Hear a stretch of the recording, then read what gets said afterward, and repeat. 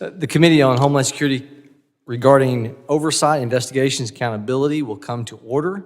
The purpose of today's hearing is to examine areas of rampant waste, fraud, abuse of taxpayer dollars by the Biden-Harris administration's Department of Homeland Security. Without objection, the chair is authorized to declare the committee in recess at any point. I now recognize myself for an opening statement. Again, welcome to the Subcommittee on Oversight, Investigations, and Accountabilities, our very first hearing of the 119th Congress, titled Eliminating Waste, Fraud, and Abuse at the Department of Homeland Security, addressing the Biden-Harris administration failures. I'm honored to be the chairman of the subcommittee, to be joined by my colleagues, distinguished guests, and experts. I also congratulate Ranking Member Thanedar for his new role. There's a lot of work that we'll be doing in this Congress, and this subcommittee is excited to be on the forefront of assisting in the reformation of the Department of Homeland Security. We'd also like to thank full committee ranking member Benny Thompson for joining us today, who I know is not here. I don't see him, but he'll be here shortly. For too long, the federal government has spent money on programs, contracts, and grants that do not promote the interest of the American people.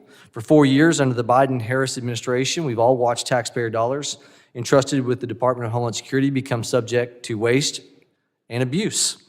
There is no doubt that inefficient and ineffective use of taxpayer resources undermine our national interest.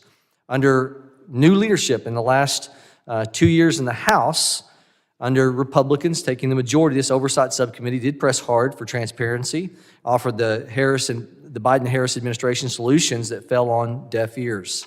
The GAO, the Government Accountability Office, the Office of Inspector General, have also remained providing many recommendations that could have saved taxpayer money and assist the department in mission success. For the last several years, nonprofit organizations like the Heritage Foundation, America First Legal, the Council to Modernize Governance, who will join us today on the second panel of witnesses, have demanded transparency and accountability, but were consistently stonewalled by the government. Today, we will examine some of the rampant waste, fraud, and abuse at the Department of Homeland Security that occurred under the Biden-Harris administration and evaluate solutions. We must defend against such waste, hard-earned taxpayer resources. Failures of the Biden-Harris administration are staggering because the previous administration refused to enforce immigration law. Our American sovereign borders have been in chaos. From 21 to January of 2025, 4-year period, U.S. Customs and Border Protection counted more than 11 million illegal aliens nationwide. Most of these 11 million illegal aliens were released and provided shelter, food, plane and bus tickets, cell phones, and cash by non-governmental organizations known as NGOs who receive billions of American taxpayer money. One Office of the Inspector General report found that DHS, Department of Homeland Security, wasted under the Biden-Harris administration at least $17 million, paying one NGO for unused bed space for illegal aliens in a hotel. That $17 million could have been spent on agent salaries, better equipment for federal law enforcement, or improved training to help protect officers and keep communities safe.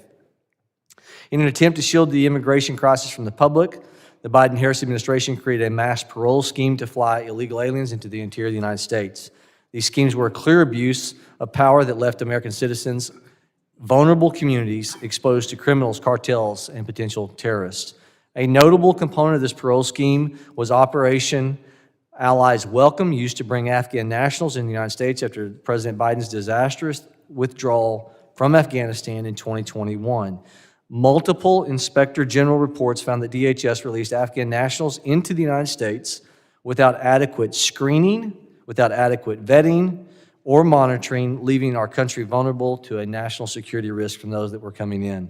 In addition to their failure to protect America's borders, the Biden-Harris administration favored the use of the Federal Emergency Management Agency's, FEMA's agencies, resource to support sanctuary cities and NGO, non-governmental organizations, for sheltering and caring for illegal aliens, monies that otherwise could be used elsewhere, securing our southern border. FEMA's crisis of focus has been worsened by its fragmented approach to disaster assistance, resulting in the Government Accountability Office, GAO, adding federal disaster delivery to its 2025 high-risk list for waste, fraud, and abuse. I want to reiterate that. It resulted in the GAO adding federal disaster delivery, FEMA's disaster aid, to its 2025 high-risk list for waste, fraud, and abuse, which we'll talk more about. Another DHS component that experienced a crisis of focus under the Biden-Harris administration is the Cybersecurity and Infrastructure Security Agency, CISA. In the 118th Congress, this committee investigated and uncovered efforts by CISA to pressure social media companies to remove posts by Americans containing, quote, mis, dis, and malinformation, end of quote, related to the COVID-19 pandemic. Republican lawmakers thankfully forced DHS to scuttle their attempts to stand up to this Disinformation Governance Board, as it's called, to further police the lawful speech of Americans online. CISA's focus on censorship instead of its statutory mission to protect our critical infrastructure from cyber threats was misguided at best, nefarious at worst. Either way, the divergence from CISA's intended mission increased the risk to our cybersecurity. Over the last several years, the Office of Inspector General found severe cyber vulnerabilities in Homeland Security's networks, including TSA, ICE, and CBP. President Trump has now augmented our efforts to return Americans to common sense on these policies. He's introduced executive orders to secure our borders, uphold the rule of law, defend against the waste of hard-earned taxpayer resources, and create transparency through the executive branch. On his first day in office, President Trump stated that he would marshal all resources available to prevent unlawful entries across the borders of the United States, to pursue criminal charges against illegal alien criminals, and regain operational control of the border from cartels and smugglers. President Trump also organized the FEMA Review Council to advise and report on potential reorganization of FEMA, leading to potentially, as the President has discussed, more state authority. Refocusing the federal government's disaster response efforts on helping Americans, including by vesting greater power in state governments to perform disaster response, is long overdue. Finally, we must recognize that the executive branch has acted swiftly in recent weeks to undo much of the Biden-Harris administration's waste of taxpayer dollars. The Department of Government Efficiency, or DOGE, has been instrumental in exposing and suspending, even within the Department of Homeland Security, outlays on DEI programs, duplicative awards, and services for illegal immigrants. Today, we'll examine how under the Biden-Harris administration, DHS failed in its basic mission. We'll also explore opportunities for greater efficiency and cost savings in the Department of Homeland Security all across the federal government. I welcome our members, appreciate the important work ahead of us, and welcome our guests today. Thank you for joining us. I now recognize the ranking member, the gentleman from Michigan, Mr. Thanedar, for his opening statement. Good afternoon, and I want to first of all congratulate Chairman Brecken for his new role, and I'm delighted to be on this committee and work with you throughout the year and this Congress. Also welcome full committee ranking member Mr. Thompson to our committee here, and good afternoon to all. Look, waste, fraud, and abuse are not new. That's why Congress established legitimate entities decades ago to help identify and root it out. Those experienced government watchdogs are now being viciously attacked by President Trump and co-President Musk. During his first week in office, Trump unlawfully fired 17 inspector generals who defend against corruption and mismanagement in government. Trump falsely claimed it is a very common thing to do and pretended not to know the IGs he purged despite appointing many of them himself.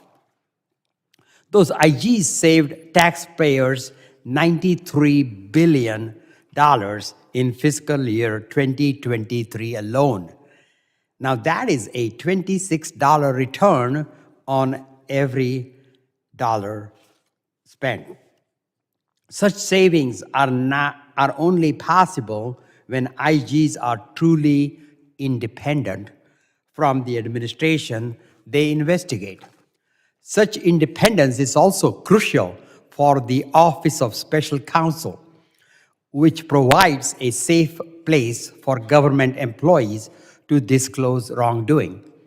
So it was no surprise when Trump unlawfully fired the head of OSC last month without cause. Trump is purposefully gutting the watchdogs who can help check presidential power and replacing them with a dangerous knockoff. Musk's so-called Department of Government Efficiency, DOGE, has taken a chainsaw to the federal government, creating chaos and wreaking havoc. DOGE has assessed highly sensitive systems and information in a manner that makes it easier for our adversaries, China and Russia, to exploit. DOGE has purged the government of dedicated civil servants, including thousands of national security employees who help collect intelligence and protect our country from terrorist attacks. DOGE has canceled contracts without regard to their purpose, including office leases that enable the Government Accounting Office, Congress's own watchdog, to conduct reviews of national security programs.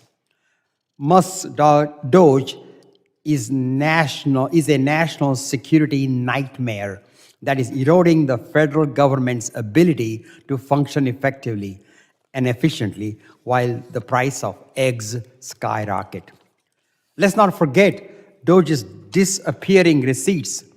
Musk's financial savings claims are riddled with math errors, accidentally canceled contracts, and contracts canceled by the Biden administration. If this administration was serious about fighting waste, fraud, and abuse, it would be supporting the legitimate independent agencies that exist for that sole purpose.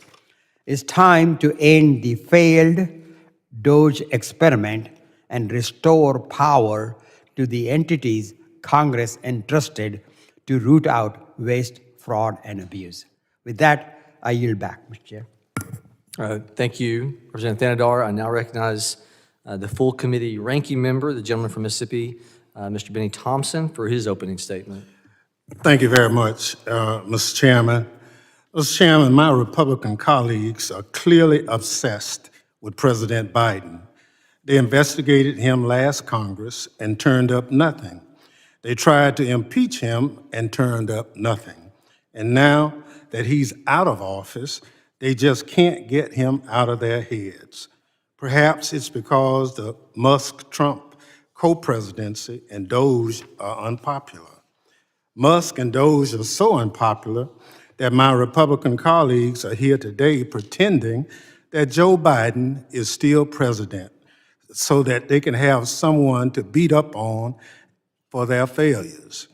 But just in case my colleagues across the aisle don't get it, let me make it clear to you. Republicans are in charge here in the House. Republicans are in charge over in the Senate. Republicans appointed justices who control the Supreme Court. And your orange Jesus is in charge of the White House. Republicans on this committee want to have a hearing to air their grievances about the Biden-Harris administration because under the Trump-Musk administration, planes have been crashing out of the sky, the price of eggs has skyrocketed, tens of thousands of Americans have lost their jobs, and Russia and China are celebrating. If Republicans really want to combat waste, fraud, and abuse, they should be laser focused on overseeing Elon Musk's Department of Government Efficiency, which is a cheap knockoff of congressionally mandated watchdogs. Elon Musk's DOGE not only is redundant, but also is a direct threat to the Homeland Security. It must be stopped. Because Elon Musk's DOGE illegally dismantled USAID, food is rotting in the warehouses instead of feeding starving children overseas. That is waste. It is also a national security risk. Why? Because hungry nations won't go hungry for long. Our global adversary, China, will be right there to feed them, and China won't be there out of the goodness of their heart. Elon Musk laughed during a cabinet meeting as he described how Doge accidentally cut Ebola funding, which is necessary to prevent the ravaging disease from becoming a pandemic and killing people here in the United States. Elon Musk froze Homeland Security grants that Congress authorized to help nonprofits prepare for a terrorist attack. Elon Musk unvetted Doge delinquents have accessed sensitive federal information and fed sensitive data into unsecure artificial intelligence software that China and Russia are sure to exploit. Pursuant to a demand from President Trump, the CIA shared the name of every single person hired at the intelligence agency over the last 2 years. The message went to an unsecured email address at OPM, the same agency that was previously hacked by China. At the same time, the Trump-Musk administration has fired thousands of federal employees, including veterans, people working in national security, and hundreds of DHS employees. Who does that benefit? It surely doesn't make the United States safer. Russian and Chinese spies are targeting recently fired federal workers with security clearances, and I can guarantee you that those foreign spies are targeting the young, inexperienced, those employees who have unfettered access to the federal systems and classification information. The Trump-Musk administration has created a national security nightmare, and my Republican colleagues are sleepwalking right into it. Make no mistake, Elon Musk Doge is a homegrown threat, and it's time for the other side to wake up.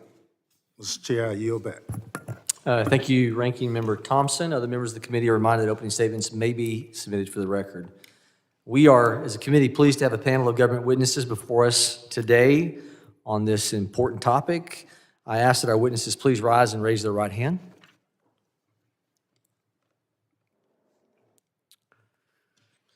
Do you solemnly swear that the testimony you will give before the Committee on Homeland Security of the United States of the House of Representatives will be the truth, the whole truth, and nothing but the truth, so help you God?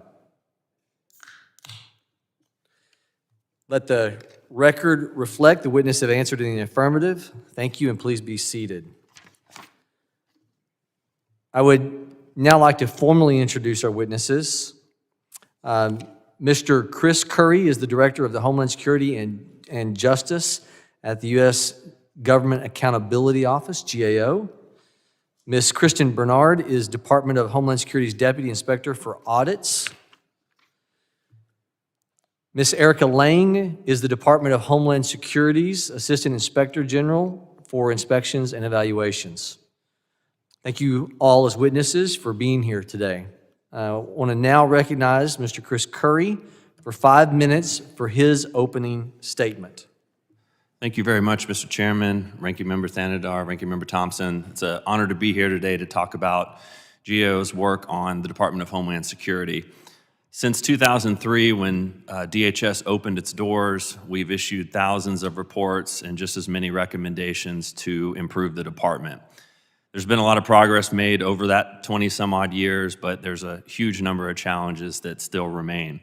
I can't cover them all in 5 minutes, but I just want to give you a snapshot of what I see as the biggest priorities. Right now, there's 459 open recommendations that we have to the department, but each year we send a letter to each cabinet secretary outlining those that are the highest priority.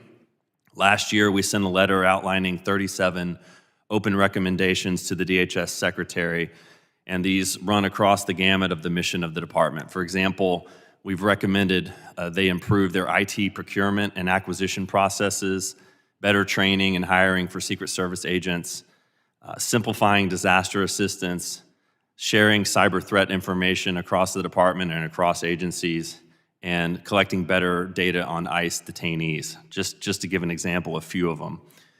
Each year, we also identify areas of duplication, overlap, and fragmentation and cost savings across the entire federal government.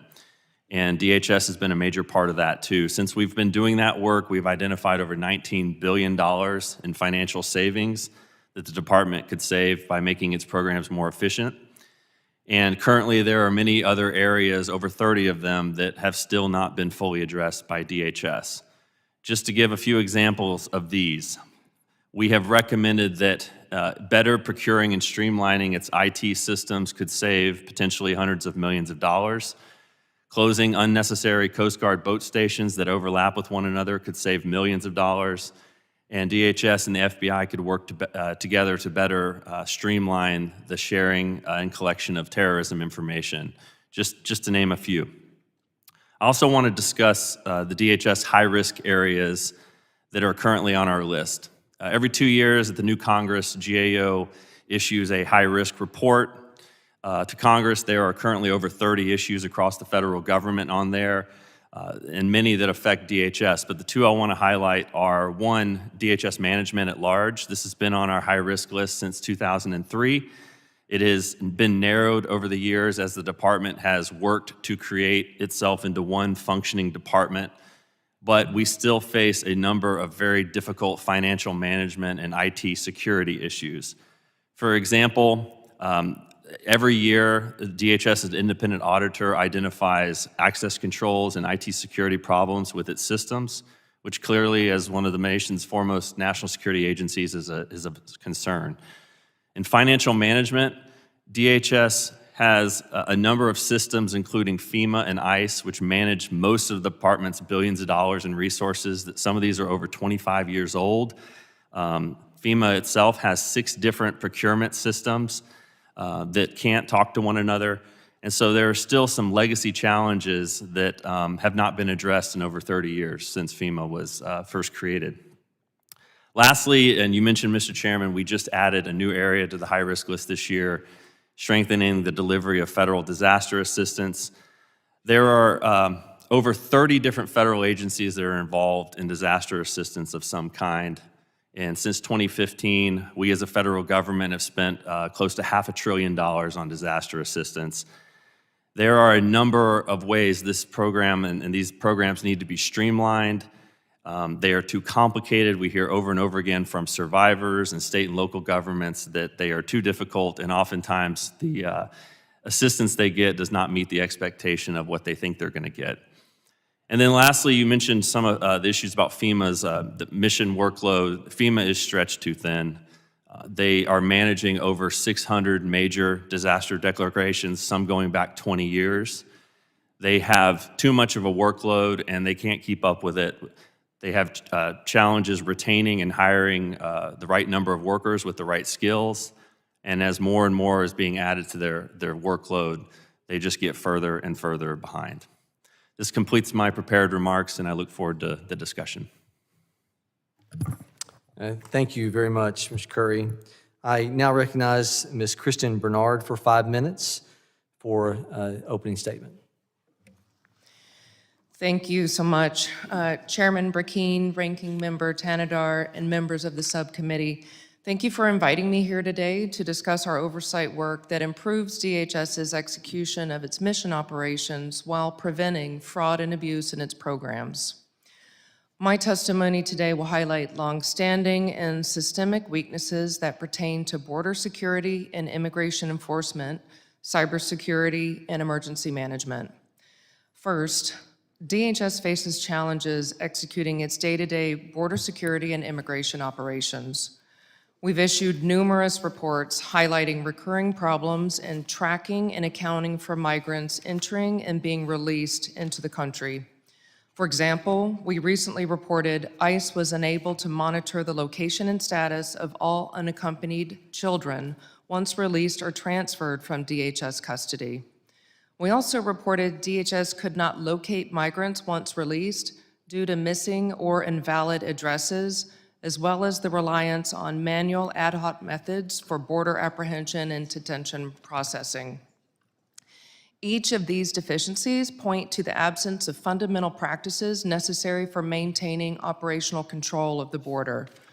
The root cause of these issues stem from DHS's lack of strategic focus for cross-component collaboration. Automation and consistency would better enable CBP and ICE to keep pace with the fluctuating volume of migrants apprehended. Until these issues are addressed, DHS will be unable to maintain awareness of all migrants' locations once released from DHS custody, which may hinder immigration enforcement operations. Second, DHS's inability to consistently secure systems, networks, and data across its 22 components may weaken its overall defense against potential cyber attacks. Our recent audits of access controls, which is an essential cybersecurity practice, revealed hundreds of personnel who had either left DHS or transferred to a new position, but they continued to have access. We also identified hundreds of users with elevated privileges and access. And similarly, our audits of mobile devices identified thousands of prohibited and high-risk applications and thousands of devices that were not adequately secured. And lastly, our recurring testing of critical systems across DHS has revealed hundreds of workstations that were not receiving security patches or operating with the right settings. Collectively, our oversight has identified more than 4,000 security vulnerabilities over the past 3 years. But I will note, our recommendations have prompted swift action by DHS in the area of their cybersecurity posture. They've made continuous improvements and quickly remediated vulnerabilities. And I credit this to our in-house automated testing capabilities and methodologies that enable us to provide results before the audit concludes, as well as to our strong partnership with DHS officials who are responsible for implementing and overseeing cybersecurity practices. Third and finally, I will highlight our continued work to help improve FEMA's administration of disaster programs. While FEMA has certainly faced an unprecedented number of natural disasters and a global pandemic, it continues to operate in a manner that is not conducive to the scale or complexity of its current environment. We continue to identify astronomical amounts of questioned costs totaling $12 billion in the last 3 years. And earlier this year, in fact, we notified FEMA and Congress of our findings totaling $7 billion in funds that could have been put to better use due to the delays in closing out disaster programs. The results of our work demonstrate our dedication to promoting the integrity, efficiency, and effectiveness of DHS programs and operations. But we do remain concerned that until the department fully addresses recommendations for improvement, its components may be hindered to achieve these essential mission functions that our national security and prosperity rely upon. DHS OIG remains committed to working with this subcommittee and DHS leadership and other stakeholders to promote transparency, efficiency, and accountability. And thank you for the opportunity to discuss our critical work, and thank you for Congress's support in enhancing our ability to promote accountability and deter fraud against DHS programs and operations. And this concludes my testimony. I'm happy to answer any questions you have. Thank you, Ms. Bernard. I now recognize Ms. Erika Lang for her 5 minutes of opening statement. Good afternoon, Chairman Burkeen, Ranking Member Tanadar, and esteemed members of the subcommittee. Thank you for the opportunity to discuss the Office of Inspector General's independent oversight of Homeland Security programs and operations. As you've heard from my colleague, our vital work ensures DHS is effective and efficient while safeguarding American security and taxpayer dollars. My testimony today will focus on my office's oversight of DHS's efforts regarding border security and immigration enforcement. First, I want to highlight OIG's body of work related to the resettlement of approximately 97,000 Afghan evacuees into American communities in 2021. We determined that approximately 11,700 Afghan evacuees independently departed U.S. military bases without assistance from resettlement agencies. Our review found DHS struggled to track who independently departed and when these independent departures occurred. DHS also did not attempt to locate all evacuees who independently departed the bases to verify their compliance with parole conditions. We also examined DHS's processes for identifying and resolving potentially derogatory records of Afghan parolees and found this process was fragmented. Ultimately, the department did not have a process for monitoring parole expiration for individual Afghan parolees and had not designated a single component to monitor this parole expiration. Finally, we reviewed DHS's overall management of the evacuation efforts. We found the department met processing timelines for the limited number of asylum applicants from the Afghan population. However, it did not have a structure to support DHS volunteers for the effort, and the lack of direct funding and absence of clear authority affected the coordination of the resettlement process. I also want to discuss two key reports that point to specific weaknesses in the department's ability to maintain effective border security. First, in 2022, CBP apprehended and released an alien without providing information requested by the FBI's Terrorist Screening Center that would have confirmed the individual was a positive match for the terrorist watch list. This occurred because of CBP's ineffective processes for resolving inconclusive matches with the watch list. We determined that ICE also faced multiple challenges planning and conducting the alien's arrest. Second, we examined CBP's and ICE's processes for detaining and removing inadmissible travelers from a particular international airport. Between fiscal years 21 and 23, CBP released at least 383 inadmissible travelers from custody at that airport. 44% of them did not return for their removal flight. We found CBP did not have an effective process to track who failed to return for their flights and did not consistently transfer their cases to ICE for removal proceedings. Our findings that I've just shared point to weaknesses in processes, information sharing, resources, and technologies that affect the department's ability to effectively secure its borders and enforce immigration laws. Lastly, we continue to conduct congressionally mandated unannounced inspections of both CBP holding facilities and ICE detention facilities to ensure the facilities comply with federal detention standards. We have issued 16 reports regarding CBP's short-term holding facilities from fiscal year 22 through 24. Our most significant recommendations addressed meeting national standards for time in custody as well as overcrowding. During the same time, we issued 14 reports related to ICE detention facilities and made multiple recommendations to improve the conditions of those in detention.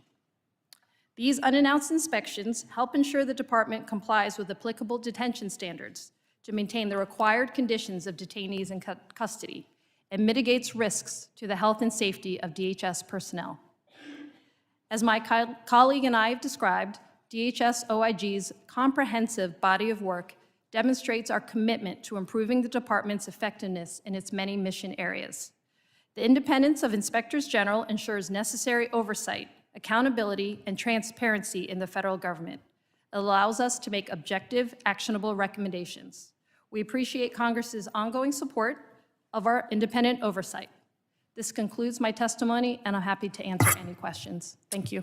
Yeah, thank you, Ms. Lang. Members will be recognized by order of seniority for their 5 minutes of questioning our witnesses, and additional rounds of questioning may be called after all members have been recognized. I now recognize myself for 5 minutes of questioning. Mr. Currie, starting in 2011, GAO made 83 recommendations. You pointed this out in your opening statement, implicating $19 billion in savings. So from 2011 to date, recommendations from your organization proved $19 billion in savings for the taxpayer. In March of 2025, there remains 459 open recommendations that the GAO has made specific, and you mentioned 37 of those are high priority recommendations, with only 5 of those recommendations for efficiency being implemented. You mentioned the 2 high priority areas, one of which included FEMA, which our president has been talking about. We have members of Congress talking about. To what extent does the high number of recommendations from GAO relative to the Department of Homeland Security 37, two of them specifically, that remain unaddressed implicate major duplications, cost-saving potential? Yeah, well, definitely, all of them relate to streamlining or improving the efficiency, if not directly finding overlapping programs. So certainly, you can translate those recommendations that if implemented, you would save millions, if not billions of dollars. And so I want you to, again, please highlight the two areas specific to this high-risk category, federal government-wide, correct? The two areas specific to this committee's jurisdiction. What are those two areas again, just its simplicity? Sure.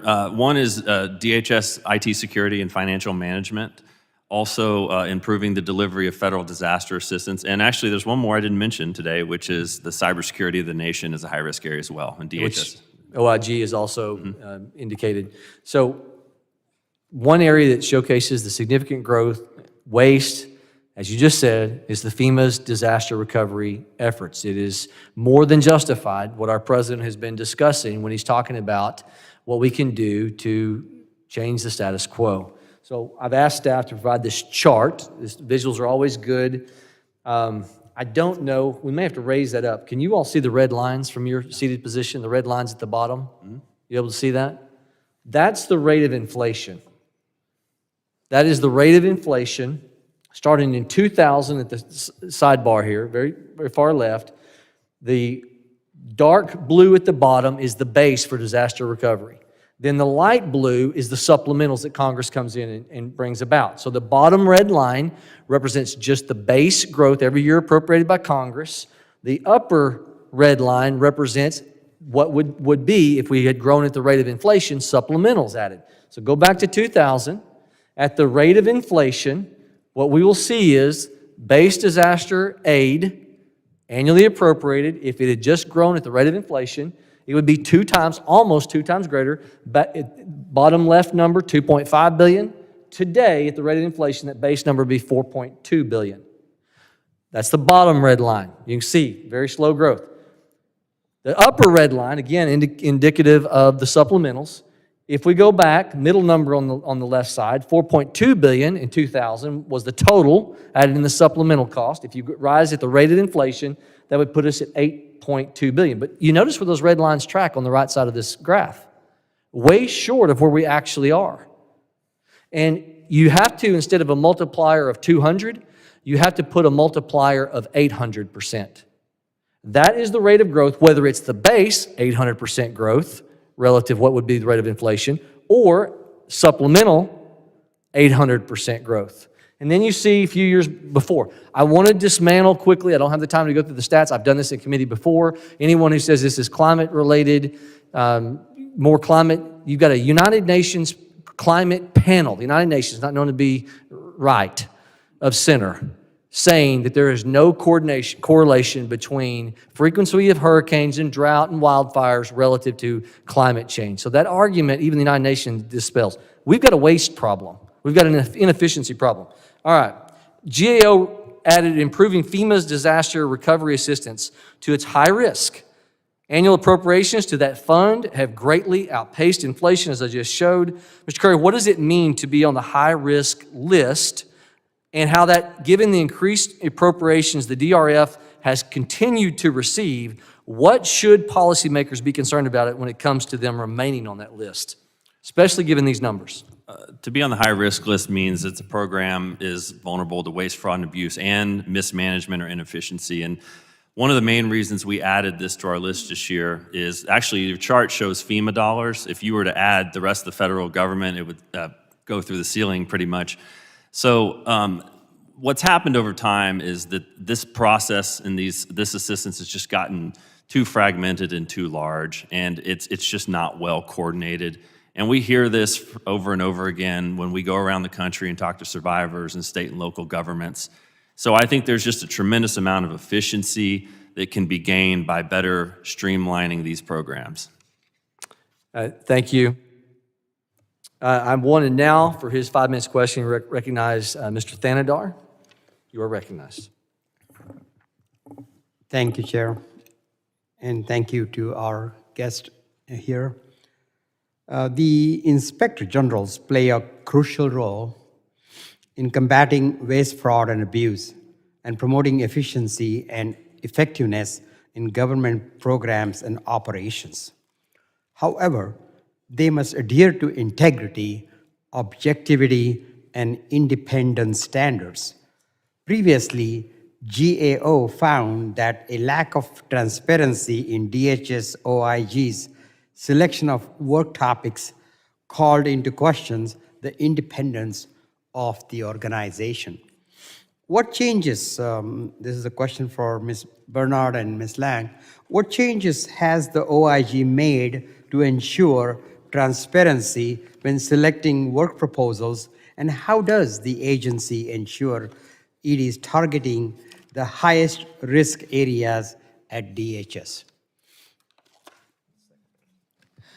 Thank you so much for the question, and thank you for recognizing the importance of inspectors general. At DHS OIG, that is very important for us. We always want to make sure we're allocating our resources very wisely, especially recognizing we are overseeing a department with 22 components, over 260,000 employees worldwide. It's very important that we allocate our resources to address the highest risk. So I am really proud of our risk-based approach to make sure we are helping DHS accomplish its most critical mission areas and its most critical challenges.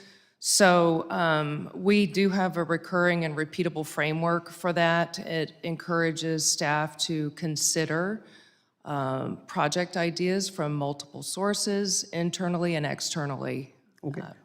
My question here also is, will you commit that the OIG's audits, evaluations, and investigations of the Trump administration will meet integrity, objectivity, and independence standards and help ensure DHS operates within the law? Yes, I can assure you we will continue conducting our oversight work in accordance with our statutory authority. We will remain independent and objective, and will continue to follow our auditing standards. And our work continues unabated as we currently are still working under our Inspector General, Dr. Kafari. Thank you. And my question to Mr. Currie is, for over 100 years, GAO has played a crucial role in enhancing the effectiveness of government programs and ensuring taxpayer money is well spent. Over the past 20 years, GAO work has resulted in about $1.45 trillion in financial benefits and over 30,000 programs and operational benefits. Through its high-risk list, GAO focused attention on the most significant challenges facing the government. One such challenge is human capital, including skills shortage, a challenge DOGE does not seem to appreciate as it purges civil servants. What are the consequences of reducing the federal workforce using a sledgehammer rather than a scalpel? Well, you're correct. Many of the high-risk areas, and there's over 30 of them across all of the federal government that we've identified, are on the list because of some sort of staffing or capacity challenge. That means that either they don't have the right number of people to perform the mission or they don't have the right skills. So typically, what you do is you figure out what you want the government or the agencies to do and how you want them to do it, and then you figure out what sort of staff you need to do it. So obviously it's going to have some implications, but we don't know yet what exactly those will be. Thank you. And Ms. Lang, I didn't give you any time to respond, so if you want to take 30 seconds if you like. No, thank you. I think my colleague covered everything. Thank you. All right. Thank you, Chair, and I yield back.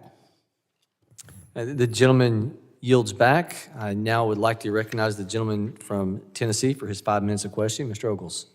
Thank you, Mr. Chairman. Ms. Lang, after the Biden administration's disastrous withdrawal from Afghanistan, Biden offered tens of thousands of Afghans passage into the United States. We all understand the desire to get known trusted partners to the United States, perhaps, safely after withdrawal. But there are also many hostile, violent people in Afghanistan. Did the Biden administration adequately vet Afghans before granting them parole? Ms. Lang. Thank you for that question. The screening and vetting of Afghan evacuees at the time was a subject of one of our reports. Kristen, I would like to, it was part Ms. of my Bernard, colleagues' fine. work. Sure, yeah, I can take that. We did do an audit in 2022 to look at the screening and vetting of the Afghan withdrawals. We did, in our population, we did find that I believe it was 35 who were allowed to board a flight that hadn't been fully screened. And generally, we found that CBP did not always have accurate and complete data for conducting the screening of those evacuees. In some cases, they were just missing their identification. So, we didn't even have biographic information to screen. Since that time, the department has provided documentation that all of the evacuees have been screened, and that's something that we're still looking at now to validate. So to be clear, at the time that they were granted parole, we did not have the entire picture of who these individuals were. In some cases, we did not have their identifications.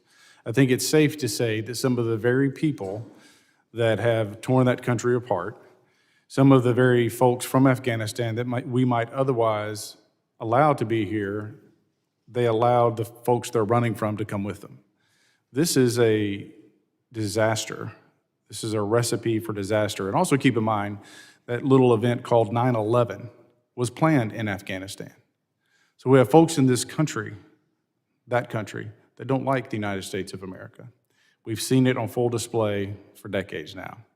And the botched withdrawal, the failed policies of the Biden administration, and allowing folks from a hostile nation to come here unvetted makes America less safe. And to be clear, we know that we've let individuals on the terror watch list into this nation. Some through the parole program, some have walked through our southern border. This is a failure of the Biden administration. Enough is enough. So as you see President Trump going through the process of closing the border, as you see the mechanism where we're deporting individuals, this is our country. These are our borders.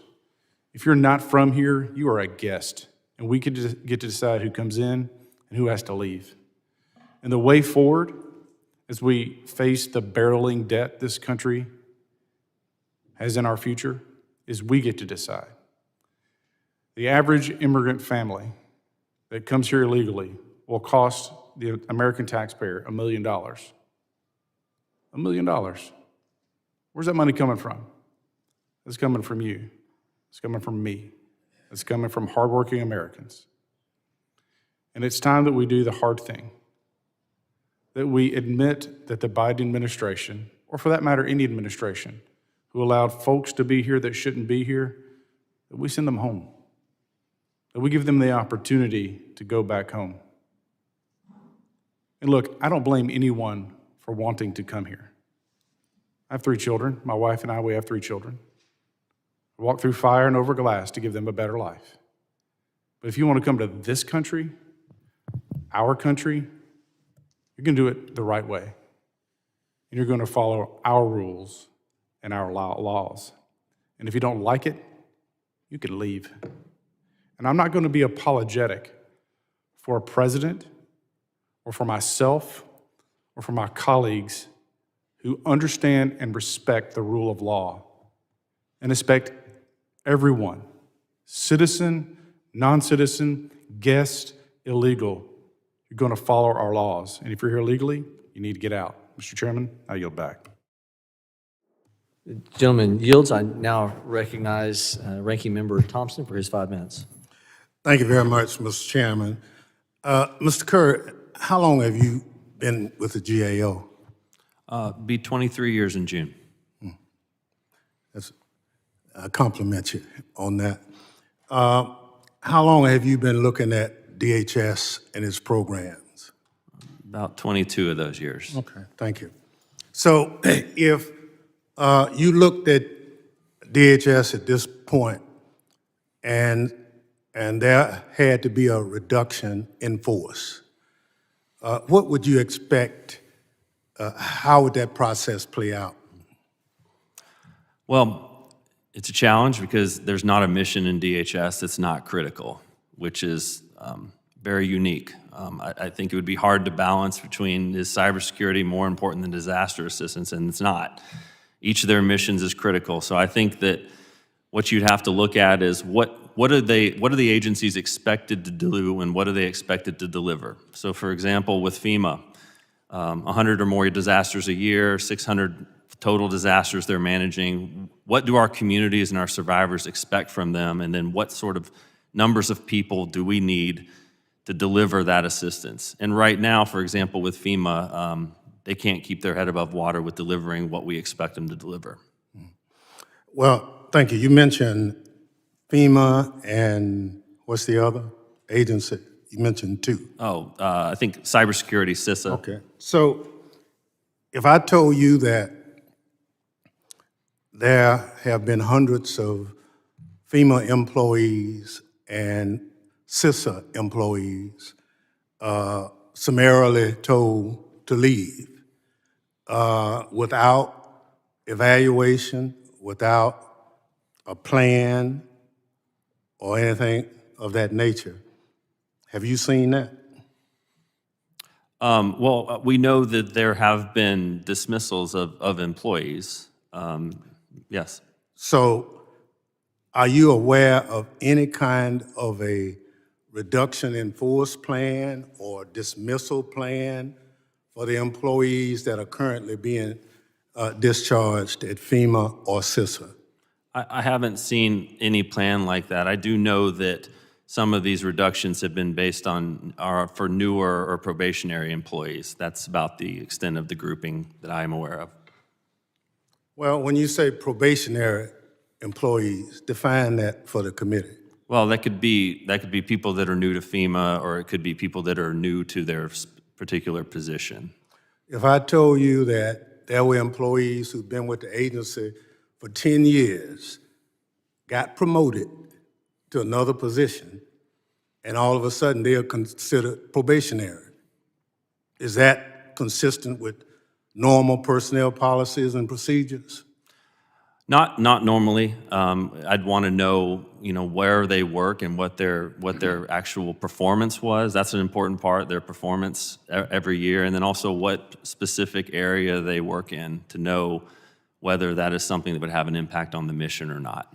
So if I told you there are hundreds of employees at FEMA and CISA who've been discharged, who evaluations say they've been excellent employees. Yeah, I mean, I would have concerns over that, and not just from the immediate mission, but hiring new employees as well, because whatever reductions are made, there's going to have to be some people, federal employees, that deliver the services. So Sure. I'm concerned mostly with FEMA being able to deliver the mission that we expect it to deliver. Yeah, if I told you that CISA employees have a critical mission, they have to maintain basically our cyber hygiene for government, and that we have people who are being discharged, and now that agency is losing its capacity to do what its mission calls for, that creates a vulnerability by letting those people go. I mean, Yeah, in the area of cybersecurity, particularly in CISA, we've spent the last 10 years trying to get DHS the authorities it needs to bring on board people with those skill sets, because they don't always want to work for government. They can make a lot more money outside. So with regard to cybersecurity specialists, yes, I'm concerned about losing that talent and then being able to recruit the talent we need to address the threat we face. I yield back, Mr. Chairman. The gentleman yields. I now recognize the representative from Georgia, Ms. Green. Thank you, Mr. Chairman. I can assure everyone the threat we face is millions of people that came into our country under the Biden administration and full Democrat control under the past 4 years.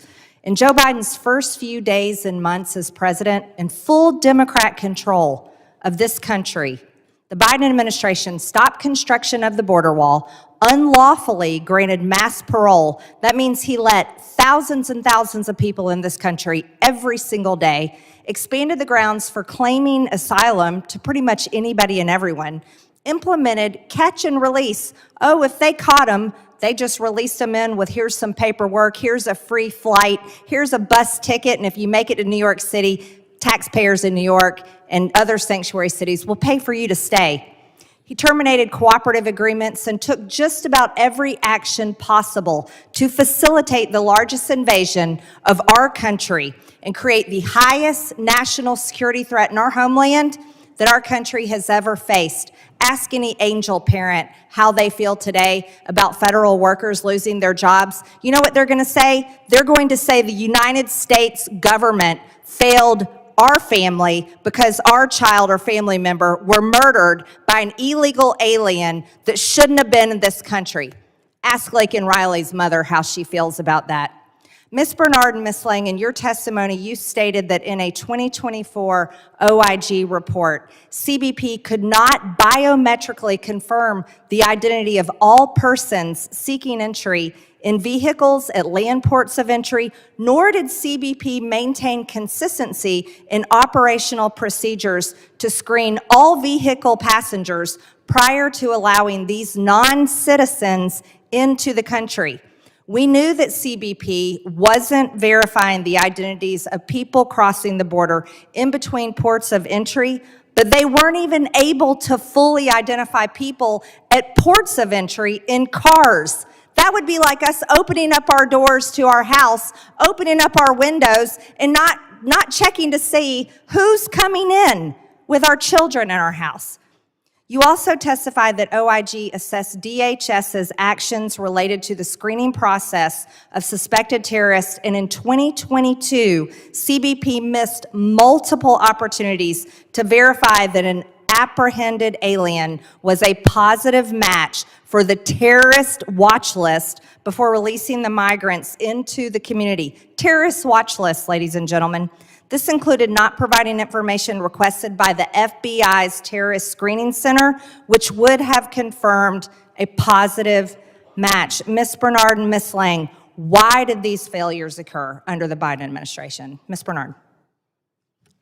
Yeah, thank you.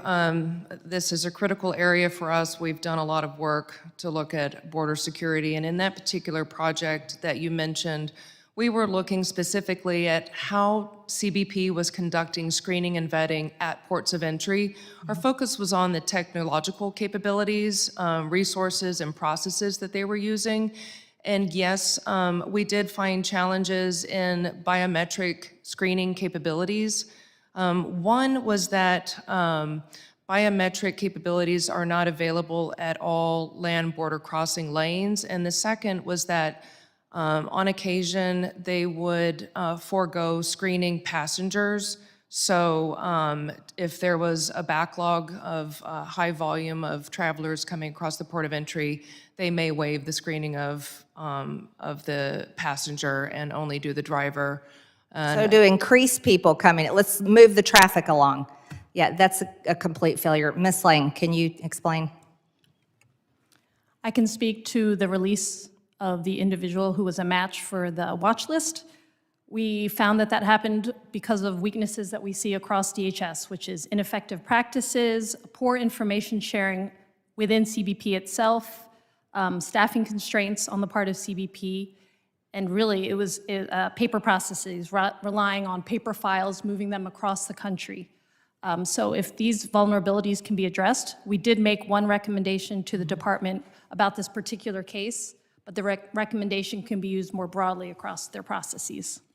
Right, so these were the policies of the Biden administration, just to be clear.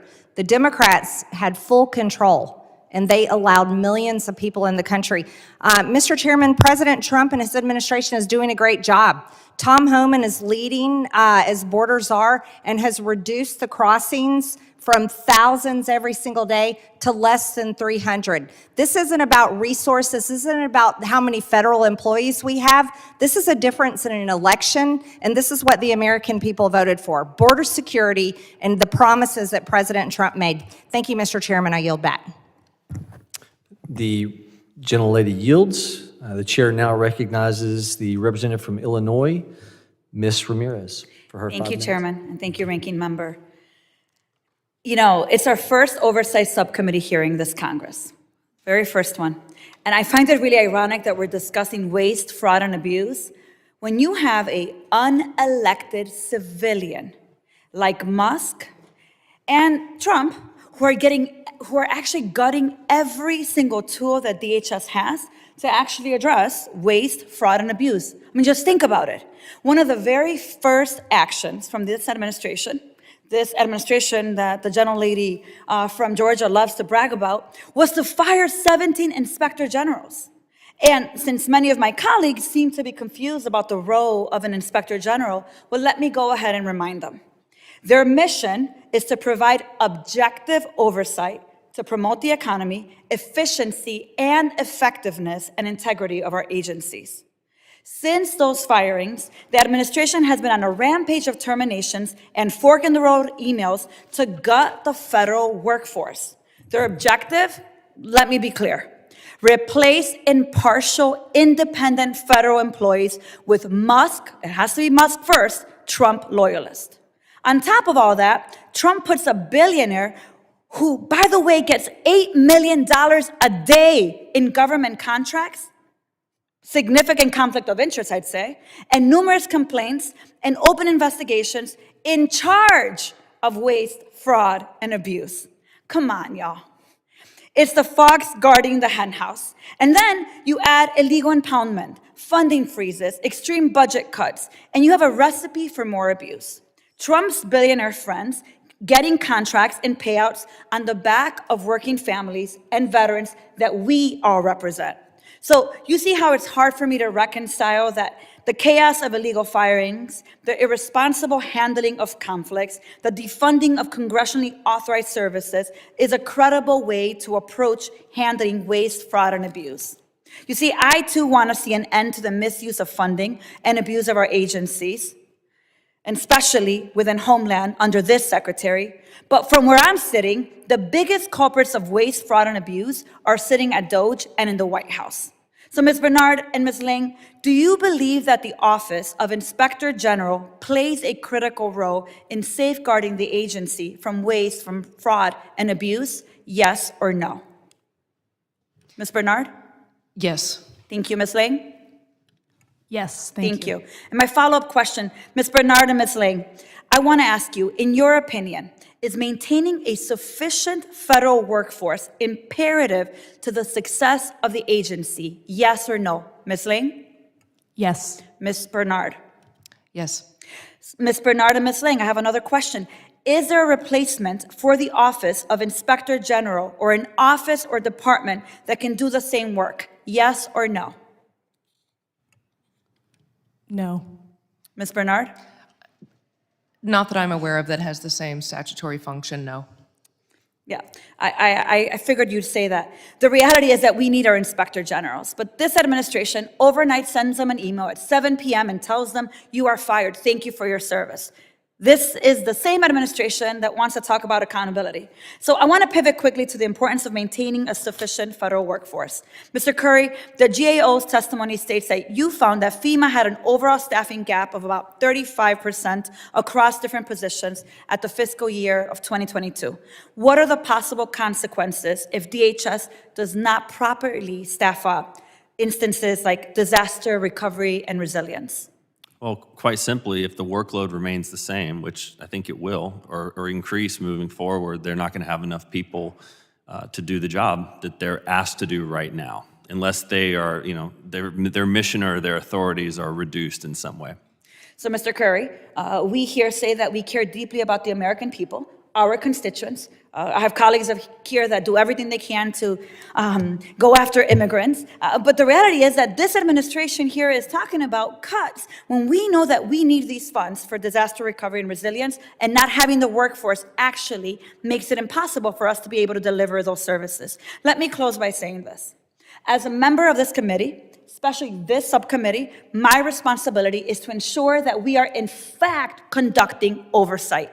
And the reality that is that Trump is the president right now, that The Republicans have the House and the Senate, and so therefore we're going to have to do some internal assessment of how you are functioning, and especially today, given the unethical and illegal actions coming from billionaire bosses. Because I'm clear that maintaining independent oversight and accountability tools are critical for the health and success of our agencies and for the American people. And I want that to be on the record. With that, Mr. Chairman, I yield back. Representative Yields, I would now like to recognize for 5 minutes of questioning the gentleman from North Carolina, Mr. Knott. Thank you, Chairman. Witnesses, thank you all for being here. Rather than take up most of the time with speaking, I would love to go in and ask some questions about the previous 4 years and the border disaster that I saw firsthand. I want to start with Ms. Lang. One of the OIG reports under the Biden administration described the screening and the vetting implementation as soiled. Are you familiar with that report or the vetting procedures that seem to have been, I would say, deficient during the previous administration? I'm going to defer to my colleague, Ms. Bernard. Ms. Bernard. Screening and vetting. If that is referring to our 2023 report, and I'm guessing that it is on port of entry, screening and vetting, yes. Are you familiar? What led to that conclusion? So, in that particular report, like I said a moment ago, we were looking at the technology and the processes that CBP and ICE are using at ports of entry. And, one common theme that we see in that report and time again is just the lack of situational awareness. There's a lot of, as Ms. Lang pointed to earlier, there's a lot of manual procedures, data inaccuracies, and other lags in getting information from partners that can just reduce situational awareness. Every land port of entry is different, has different technological capabilities and infrastructure. So, Is there a system that could have facilitated appropriate screening of 11 million encounters at the border? I think there's a lot of nuances to that question, but it all goes back to volume, right? And DHS has certainly struggled to keep pace with the volume. Do you know where the decisions were made to allow or to facilitate the number of illegal immigrants at the border or to admit them? Was that in the White House? Was it the DHS boss? Who made those decisions?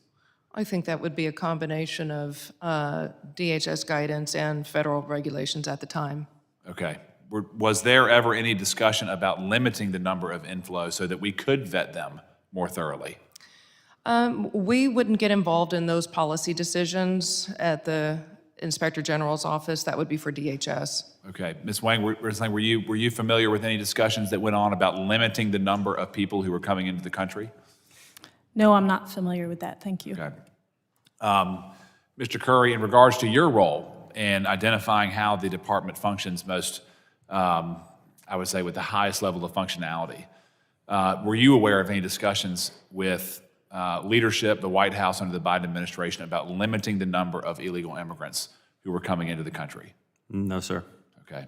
Were there any concerns that were relayed to the administration about, we have terrorists coming in, we have drug dealers coming in, we have human traffickers coming in. There are people that want to harm this country coming in because it's a sheer volume. We miss some of them. Were those concerns relayed to your superiors and to the folks in the White House? Well, in our work, we've certainly done a lot of work over the last 4 to 5 years on CBP's role at the border and the processing, and certainly the influx has had an impact on CBP's mission and the number, for example, the number of staff they need to process all those people. So from that standpoint, we've assessed those aspects of Can it. CBP process 11 million people, known encounters? I submit there's more than 11 million people that crossed over, but is that a feasible ask to say, CBP, you need to process 11 million people in 4 years? Well, traditionally, they've been very short-staffed and struggled with hiring, for example. It's been a big problem to meet the numbers they need in general. So it's been a huge challenge. So is the agency able to facilitate 11 million people coming into the country? Can you facilitate vetting? Can you know with confidence these people are not a threat to the country? Well, honestly, I'm not sure about the exact number of 11 million and what they could do. I can just tell you that based on our work, that we know that they've struggled to meet their mission for a long time and hire the number of people they need in regular times, let alone when there's a surge. In regards to the number of employees that you think CBP needs to secure the border and to effectively protect the homeland, how many more people do you think you need?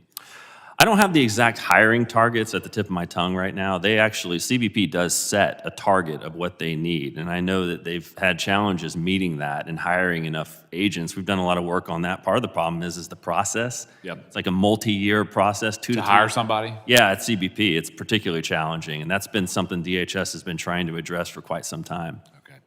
Mr. Chairman, I yield back.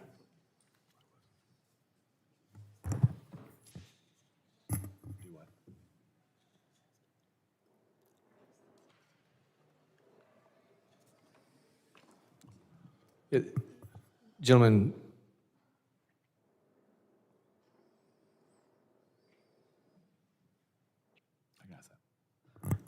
if it's okay with the committee, can he ask a follow-up? Yes. A few extra questions? Yes. In regards to the, going to the portion of disaster relief to the states, Mr. Currie, is there anything that GAO can do to assist the President's Council in terms of research on returning power to the states and disaster recovery? He's mentioned block grants. He's mentioned giving money more efficiently to the states. Is that something that you would have interest in doing? And if so, what kind of recommendations would you give us to assist in that regard? Yeah, we haven't been contacted by the council yet, but we've been reporting on this for a number of years. We did a report a couple years ago. We had 10 major options for reforming this system, which, by the way, has been a problem for many years. When you say this system, what? The disaster recovery system. I call it the system because it's 30 federal agencies, including FEMA. It's this big, large bureaucratic sort of soup of agencies that all provide assistance. And what we've found over the years is that it's too complicated is the bottom line. And so we have a number of options we've laid out. For example, one is federal government providing less assistance and getting involved and maybe not getting involved in the medium and smaller disasters and letting the states manage those. Another is changing the grant structure. Right now we have FEMA's grants are some of the most complicated in all of government. Like I said, some of these disasters are 20 years old. Hurricane Katrina is still an open disaster. FEMA is still writing checks and obligating funds for Hurricane Katrina.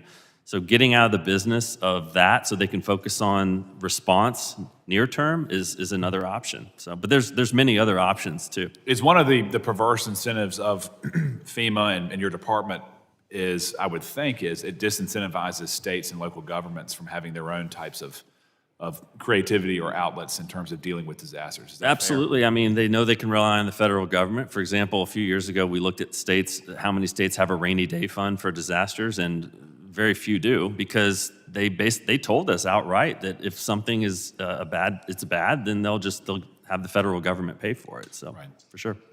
I'll just go down the list. If you all have any suggestions about how to more efficiently and effectively respond, I'd love to hear it from you, Ms. Bernard or Ms. Lang. I would just add to what Mr. Currie said. There is a lot of bureaucracy in FEMA, and something that we've seen over not just the last 4 years, but certainly in the 20 years I've been here, is FEMA really struggles with operational efficiency. There are a lot of partners involved, and they also struggle with just making sure that they're collecting sufficient documentation. It's a heroic effort to review just the sheer volume of transactions that they're dealing with, and so they have a lot of different options for reviewing payments as they go along or reviewing a sample of payments, and that's just something we see time and again. It's the more transactions they're dealing with, the more opportunities there are for potential fraud or just misspent funds. And what's the source of the inefficiency? Is it the workload? Is it the workforce? Is it the process? I think it's definitely all three. Yes, all three. Mr. Chairman, I think my time's up. I yield back. Mr. Chair, I think the gentleman, go ahead. I would like to ask for unanimous consent to enter a statement for the record from the Council of Inspector General on integrity and efficiency that speaks to the value of the IG community. Without objection, so ordered. I thank the witnesses for their valuable testimony, members for your questions. The members of the subcommittee may have some additional questions for the witnesses. We ask the witnesses to respond in writing. Pursuant to Committee Rule 7E, the hearing record will be open for 10 days. The witnesses are dismissed, and the committee will be in recess for 5 minutes.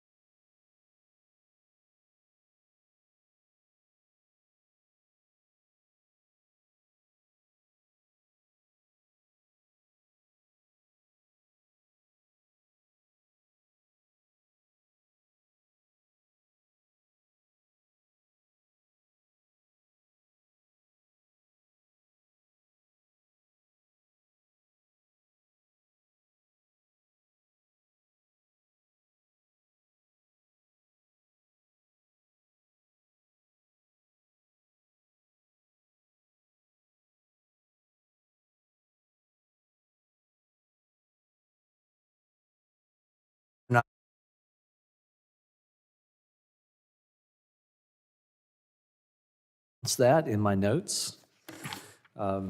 You and I share a commonality there, right? Tough last names. Mr. Mike Howell is the Executive Director of the Oversight Project at Heritage Foundation. Mr. John Roth is a former Inspector General for the Department of Homeland Security. Mr. Andrew Block is a Senior Counsel at the America First Legal Foundation. I thank all of you as witnesses for being here today, and I value your time. I now recognize Mr. Curtis Schube for 5 minutes for his opening statement. Chairman, Ranking Member, and to the members of this committee, thank you for having me here today. My name is Curtis Schube. I am the Executive Director of Council to Modernize Governance. We are a nonprofit, and our overall mission is to reduce the power of the administrative state and ultimately return that power back to both Congress and the people. I'm here today to talk about internet censorship and Homeland Security's involvement in it. Now, the overarching principle that I'd like this committee to keep in mind today as I speak is this: the answer to wrong speech is more speech, not less. Giving government the power to determine what is true and what is not, and the power to determine what narratives can be spoken and what cannot, and giving the power to silence the dissenting voice is opening the door to tyranny. Now, I submitted some written testimony for this committee. I'd like to just give some of the highlights. We all remember back in 2020, election and COVID-related content was routinely marked as misinformation or malinformation or disinformation on social media. Sometimes it was given that little moniker saying that this is disinformation. Sometimes it was deleted, and sometimes the person who spoke even was removed from social media. Now, in a time when 54% of Americans say at least sometimes they get their news from social media, this is a very significant development.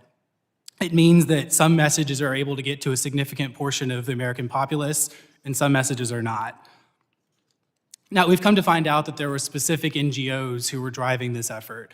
They had determined what messages were constituted MDM, misinformation, disinformation, or malinformation, and they would funnel that off into social media companies who would in turn delete that content. We've also come to find out that some government employees were involved in that during 2020, but as far as we can tell, leadership was not until President Biden took over.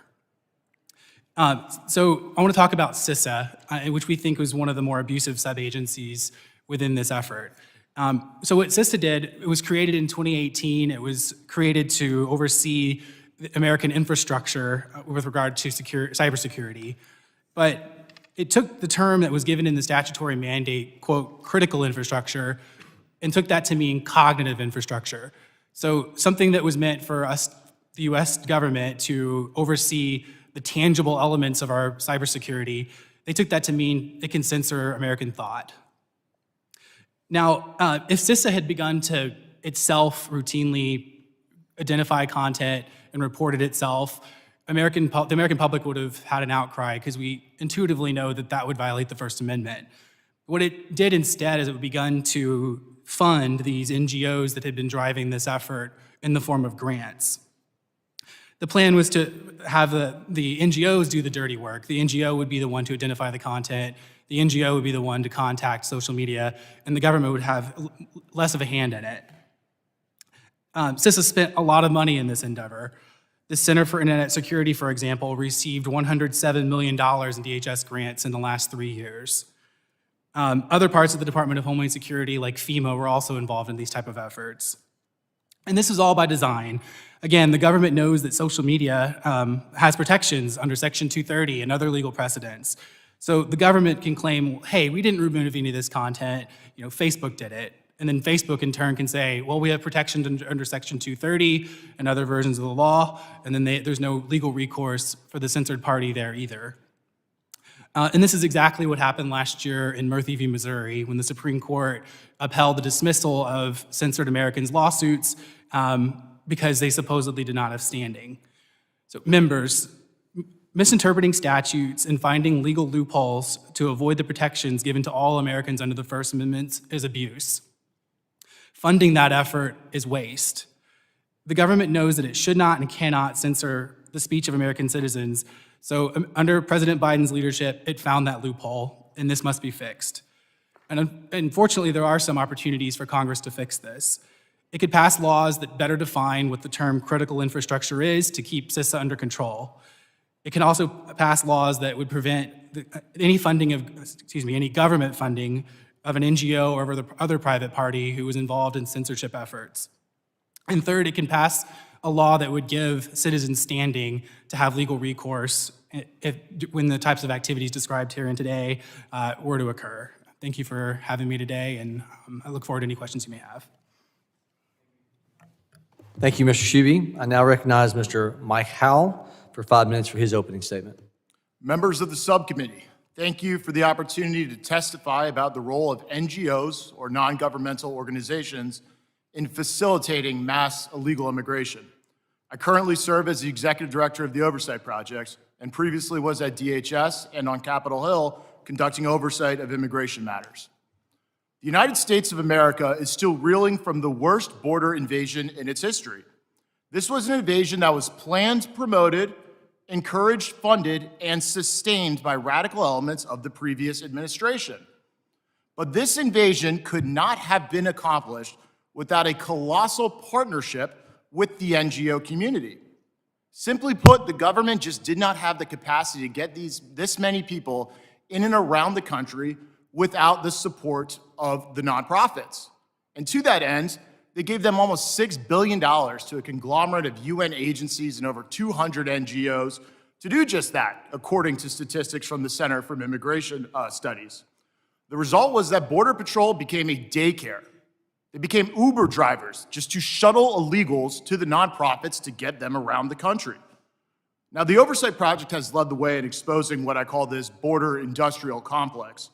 In December of 2022, we did the first of its kind study where we tracked illegal aliens by their cell phones as they went through these nonprofits at the border. In just a 1-month period, in tracking 30,000 devices, so a very small subset of the 10 million that Biden had crossed the border, we found out that the illegals went to nearly every single congressional district in the United States. We proved that every town was indeed a border town. That work informed the House of Representatives to pass H.R. 2, which notably contained a provision defunding the entirety of these NGOs. Now, this was a landmark event. It was controversial even amongst politicians here in D.C., because the dirty secret is a lot of politicians have a very cozy relationship with these organizations. In fact, one member went as far to say that that provision in H.R. 2 was unchristian. Well, that's now a common sense principle for immigration policy today, that we do not fund our own invasion. And to that end, DHS pausing all money to these organizations is simply common sense. Now, really quickly on H.R. 2, because there's been a lot of confusion on this point. Some of your colleagues last Congress over in the Senate introduced a bill to undercut H.R. 2 that would have mandated a new normal of illegal boarding crossings at over 5,000 a day. Now, I'm going to quote President Trump here from his State of the Union last week. People kept saying we needed new legislation to secure the border, but it turned out all we needed is a new president. He was right. He is right. In addition, the Oversight Project continues to lead the way in uncovering seedy behavior after behavior at NGOs. In New York, we found illegal aliens getting false residence documents. In Mexico, we found flyers at an illegal alien staging camp encouraging illegals to vote for Biden. In Arizona, we found a former Mexican consulate official at the Southside Worker Center in Tucson advising illegals how to lie to law enforcement and evade ICE. That's against the law.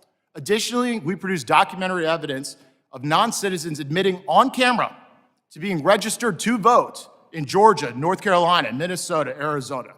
So where are all the government investigations? I am begging for someone to please join us. What about the DHS OIG? I see investigation after investigation into the conditions at ICE facilities.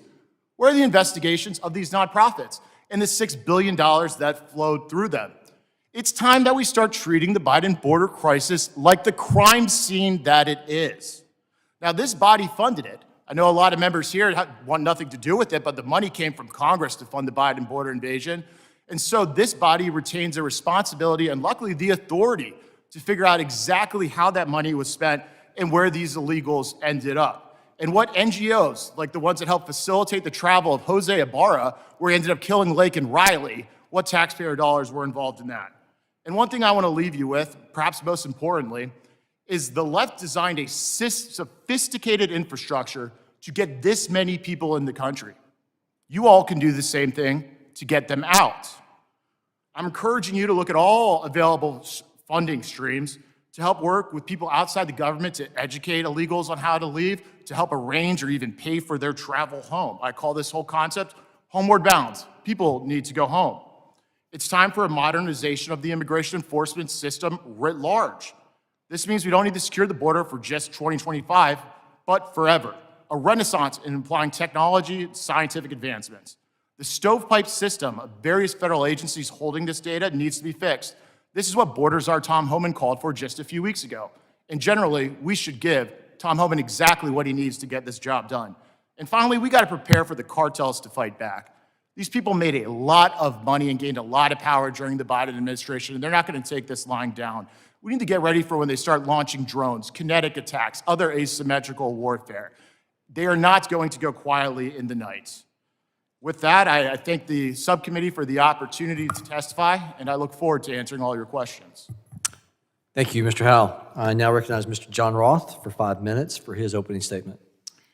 Thank you for the opportunity to testify here today. My testimony is going to focus on the crucial role of the Inspector Generals they play in fighting waste, fraud, and abuse, and the need for a sustained and thoughtful effort to identify and root out waste, and the false economy of large-scale, indiscriminate personnel reductions.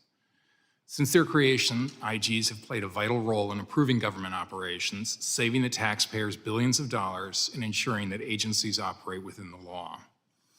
IG offices actually save more money than they spend. For example, in 2023 alone, IG offices identified over $93 billion in potential savings.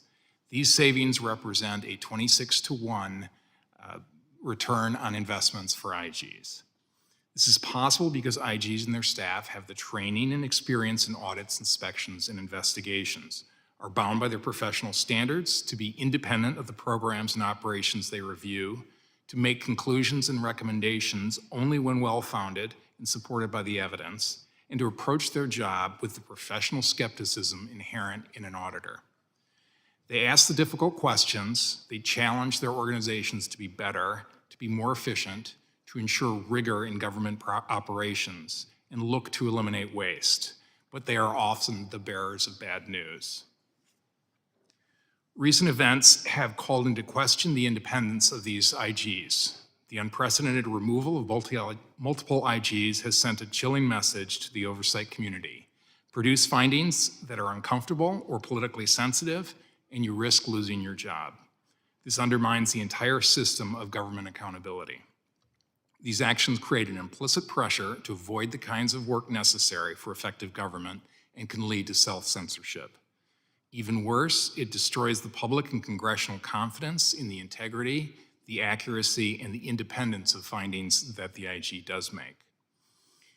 I applaud the administration's interest in combating waste, fraud, and abuse in government. My career was dedicated to exactly that proposition.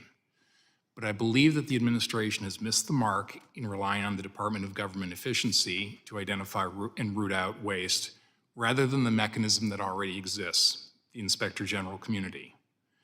IG offices are well positioned to understand the specific operational challenges and risks within their agency.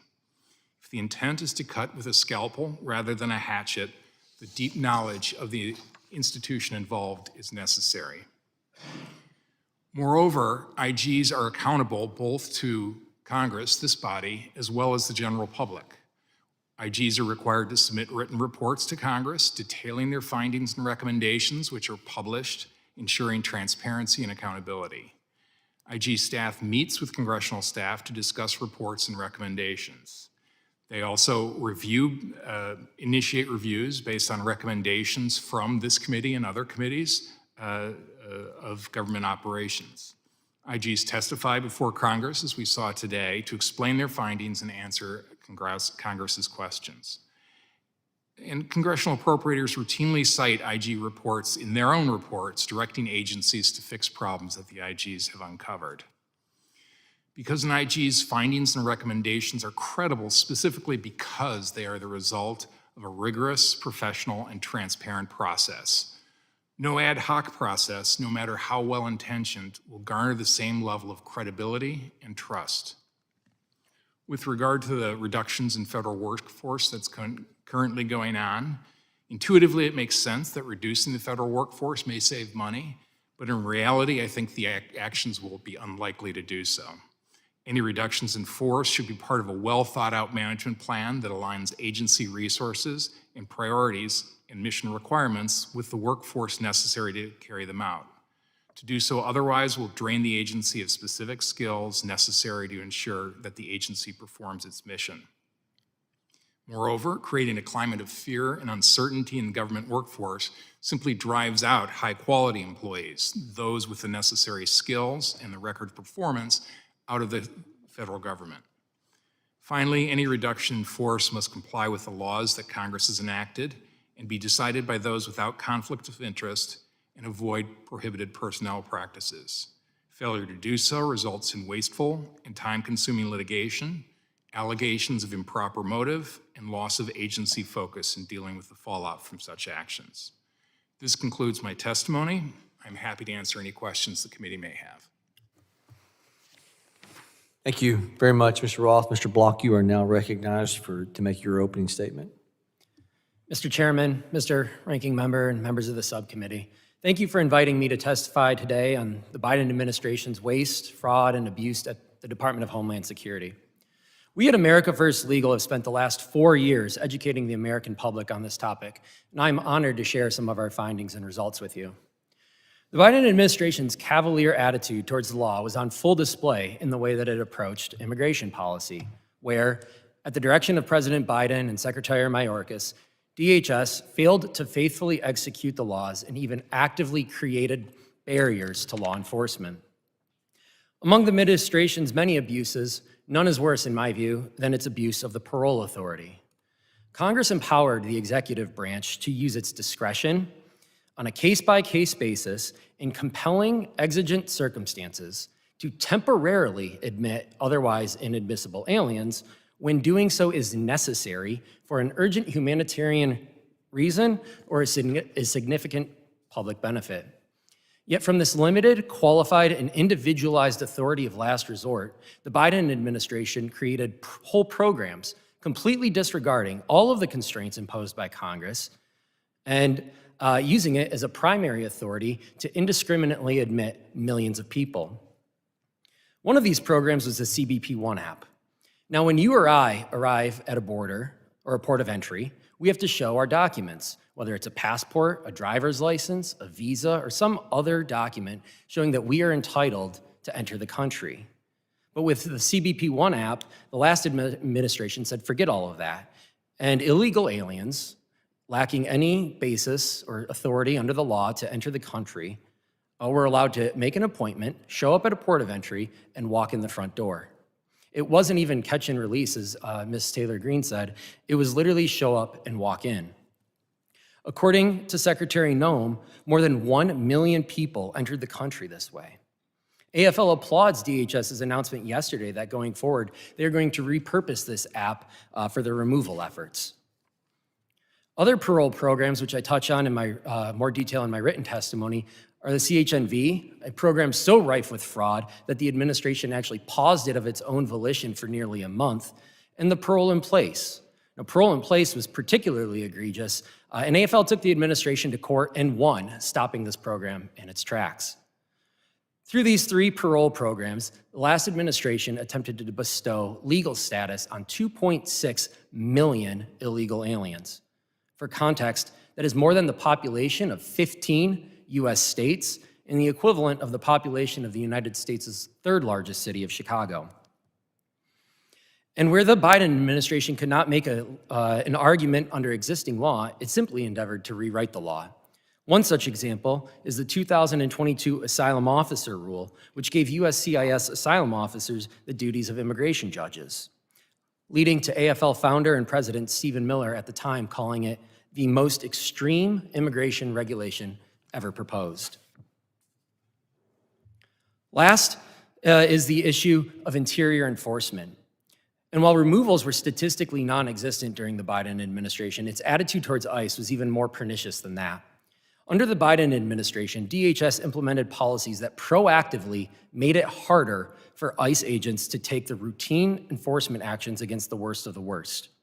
Under the ironically named Priorities Memo, for example, DHS required ICE agents to seek pre-approval from Washington, D.C., headquarters for every proposed enforcement action for almost all of 2021. Records obtained by AFL show how ridiculous this policy was, resulting in nearly 60,000 requests by field agents to do their job. This is 60,000 enforcement actions against gang members, cartel members, murderers, arsonists, traffickers, rapists, and violent individuals that were slowed down or delayed because trained ICE enforcement officers had to go to a desk, write out a justification, and get pre-approval from DC to do their job. The story of the Biden administration's DHS cannot be told without emphasizing just how wasteful and abusive its policies were of taxpayer resources. From willfully ignoring the law, to attempting to rewrite it, to actively erecting roadblocks to block law enforcement, every Biden-era DHS immigration policy can be categorized as waste, fraud, or abuse. Thank you, and I look forward to answering your questions. Thank you, Mr. Block. Members will be recognized by order of seniority for their 5 minutes of questioning. Additional rounds of questioning may be called for. All members have been recognized. I now recognize myself for 5 minutes of questioning. Mr. Howell, you encouraged Congress just a minute ago relative to the NGOs, non-governmental organizations, and what we could do in particular to having the Office of Inspector Generals look into the NGOs. I really am intrigued by that because I think it's something that committees are going to be lacking on if we don't do that. I think it's a great idea. So I'm going to take your idea, I'm going to pivot to a former lead official within the Office of Inspector General, Mr. Roth. How would Congress be able to approach the Office of Inspector Generals to be able to do the granular element of trying to find how the NGOs, we know we have an issue of financial management, which it came up minimal in the previous panel, where we're under Homeland Security, financial management of controls, of tracking monies. What did you see? What can we do, in your estimation, quickly, to be able to accomplish this goal for accountability with these NGOs?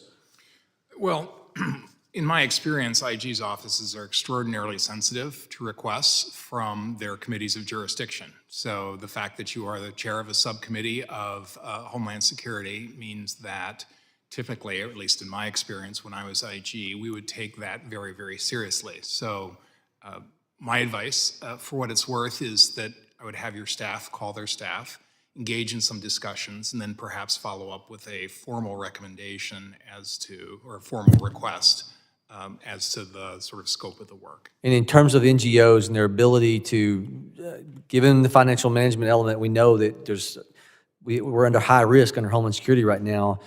Were you able to find things within NGO funding after it had been let to the NGOs that were on your radar screen when you were a part of the Inspector General's office? Not in the immigration context, we weren't. Okay. And, I am unfamiliar with the source of this funding to the NGOs, whether it was like a Department of Homeland Security grant or some other federal agency. Obviously, we'd only have jurisdiction over, that is, my old office would only have jurisdiction over sort of a Homeland Security grant. So I want to pivot back to you, Mr. Howell, because you talked, you're adding these NGOs into what you call the border industrial complex, and you mentioned that $6 billion were spent under the Biden administration that was specific to the NGOs. Did I understand you correctly on that? Yes. And that there are 230 different NGOs involved.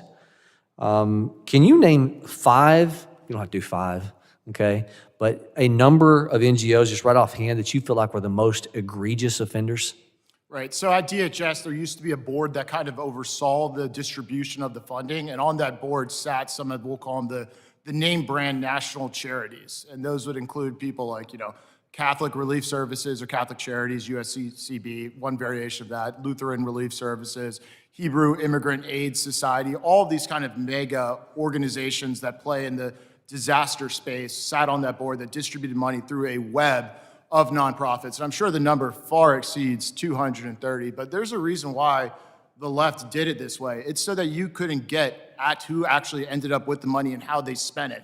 It is doing the government's work outside of government to evade this type of oversight. And so I'd encourage you guys not to rely on the IG community who has not shown an interest at all in this $6 billion, who sat by and watched the worst border crisis in history happen in front of them, but to go get the information yourself, which is your constitutional duty with your subpoena power to these nonprofits, make them turn over financial documents, records of illegals, have them answer questions, and so forth. So you mentioned, though, engaging the inspector generals in this process. So in addition to what you just laid out, how would you see engaging the IG's office in this effort? Yes, frankly, I don't think they're going to be that willing of a partner because they haven't shown an interest in the border crisis over the last 4 years. I think it's certainly worthwhile to ask, but I don't think Congress should absolve themselves of the constitutional responsibility by a request to the IG.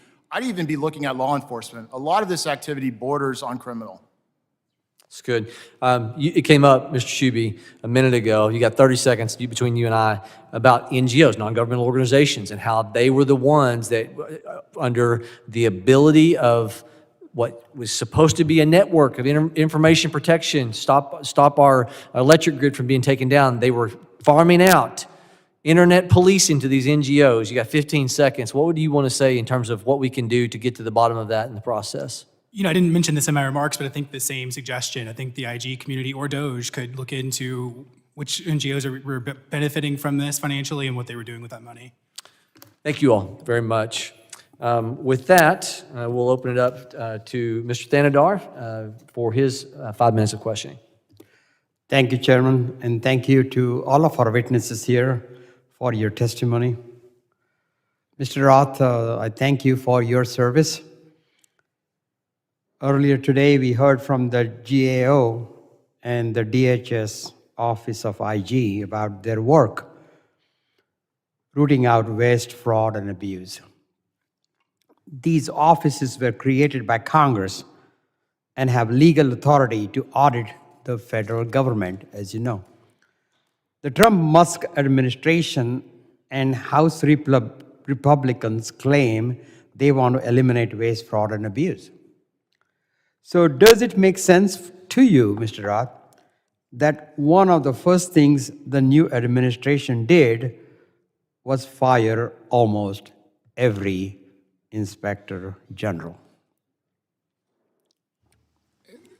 Firing the inspector generals was a disempowering act. It sent the very clear message that if you have a politically sensitive audit or investigation or review, bad news is not welcome in this administration. And what it has done is sent a chilling effect throughout the oversight community, and that's including the Inspector General's office, but also the Office of Special Counsel, Office of Government Ethics, that they are unwelcome and that oversight is not apparently welcome. Thank you. Mr. Roth, how does Elon Musk's DOJ differ from the statutory watchdogs Congress created who have a long history of rooting out waste, fraud, and abuse? So one of the primary ways that it's different is the decentralized nature of the OIGs. So each OIG is harbored within a specific department. So for example, for me, it was the Department of Homeland Security. Someone else, it would be NASA. What that gives you is the opportunity to get deep knowledge as to the functions and missions of each agency, sort of the pluses and the minuses, so that you can then go and direct audits, investigations, inspections.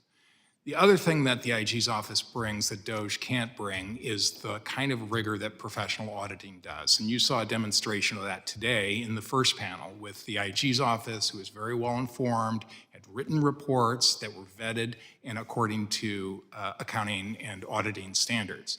You don't have any of that with an ad hoc group that isn't bound by the same kind of professional auditing standards.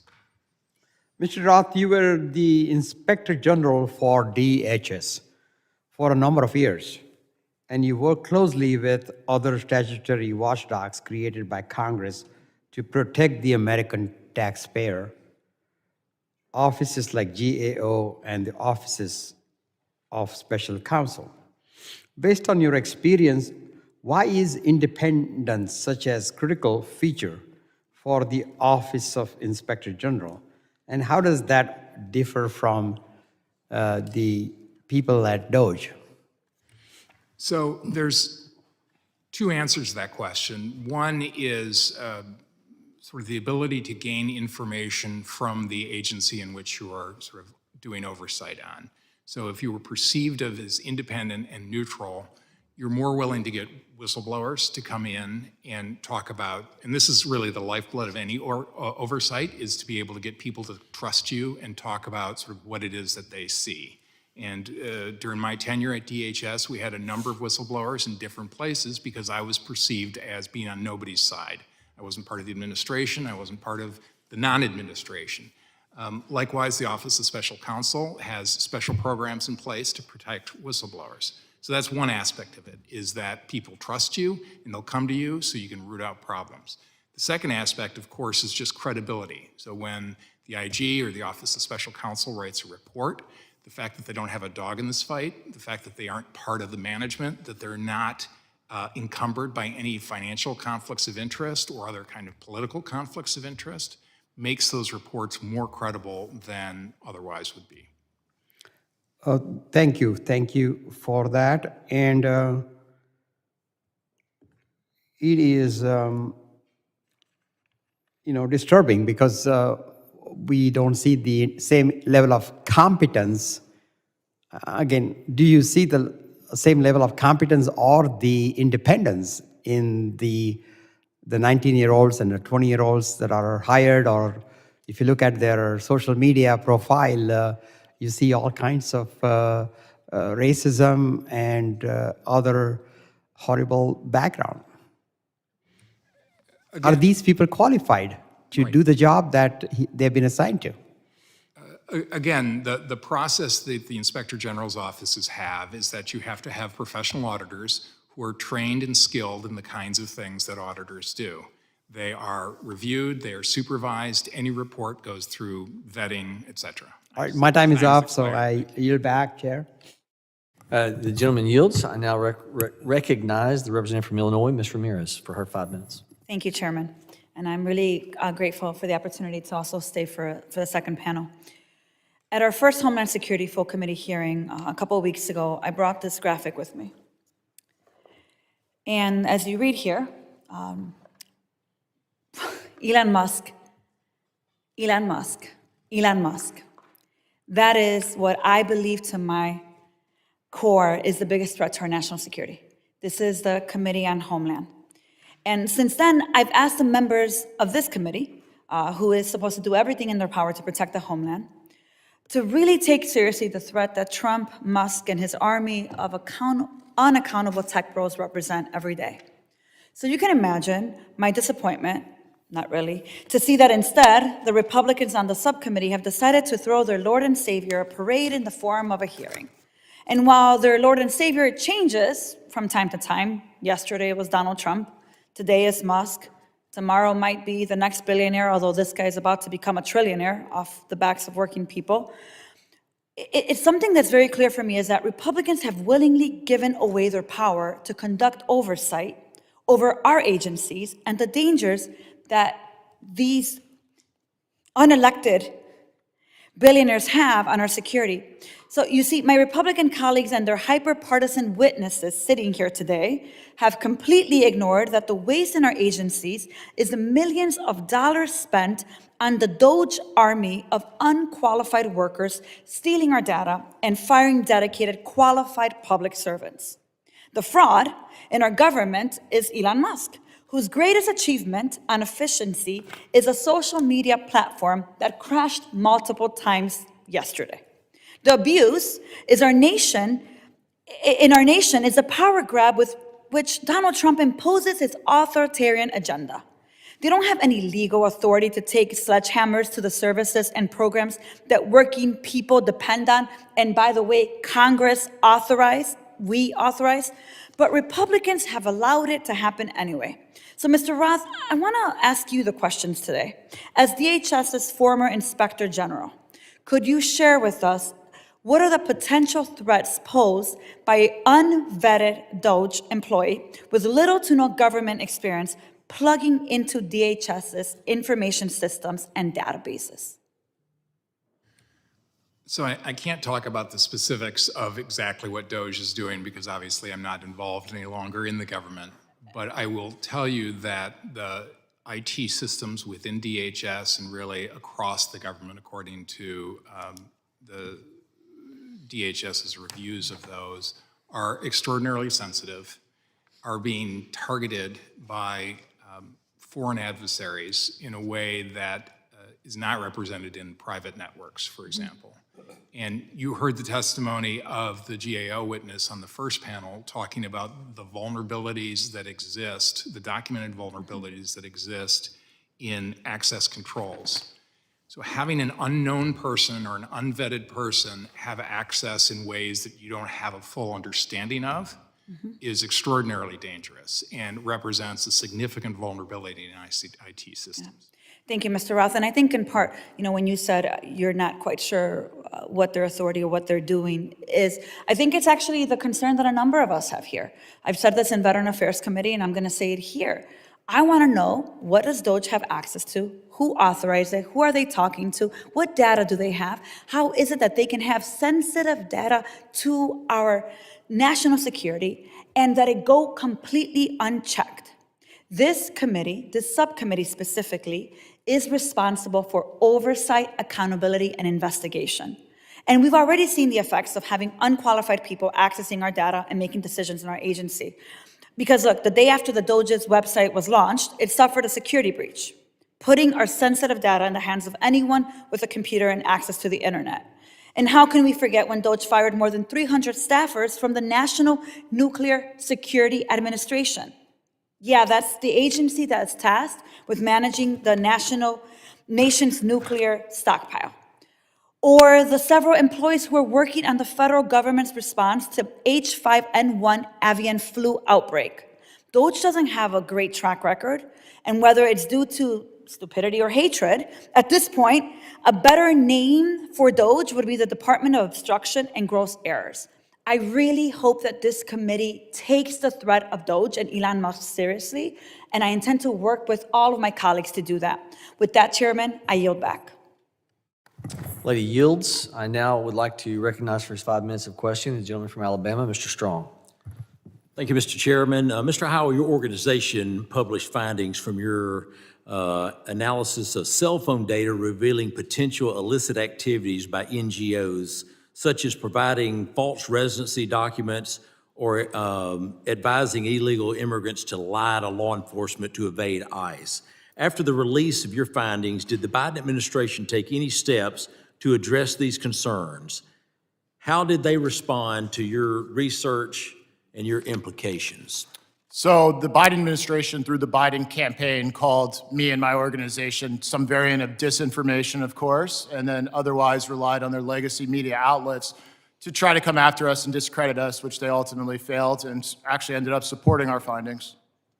Thank you. How do you think the administration's failure to act on this issue might have emboldened other NGOs or other groups engaged in questionable practices?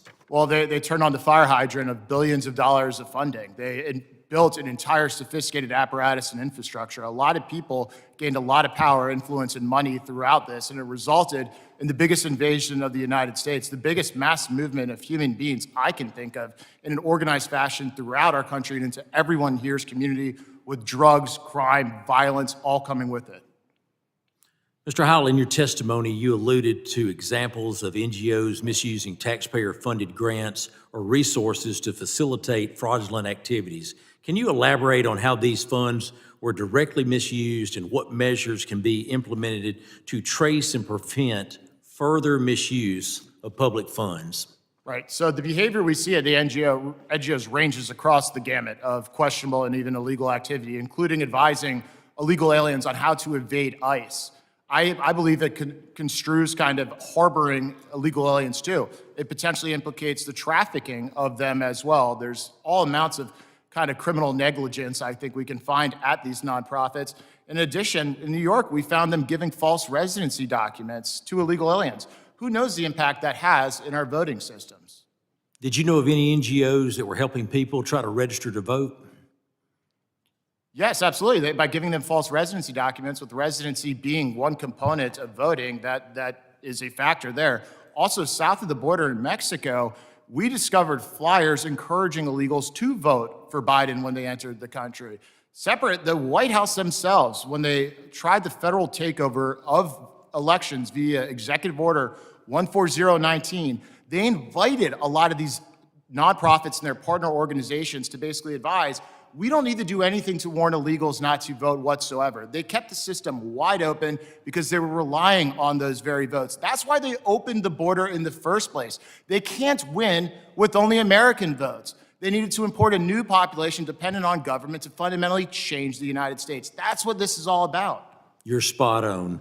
Switching gears, American First Legal has been dedicated to ensuring transparency and holding the government accountable. However, these efforts have faced significant obstacles, particularly from actions within the Biden administration aimed at hindering oversight work.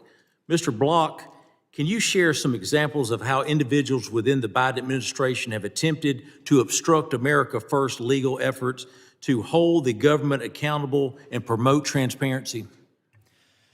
Yeah, so a couple that come to mind. I mean, from day one, the Department of Justice moved to disqualify one of our co-founders and general counsel, Gene Hamilton, from cases that he was qualified to work on and had every right to be on.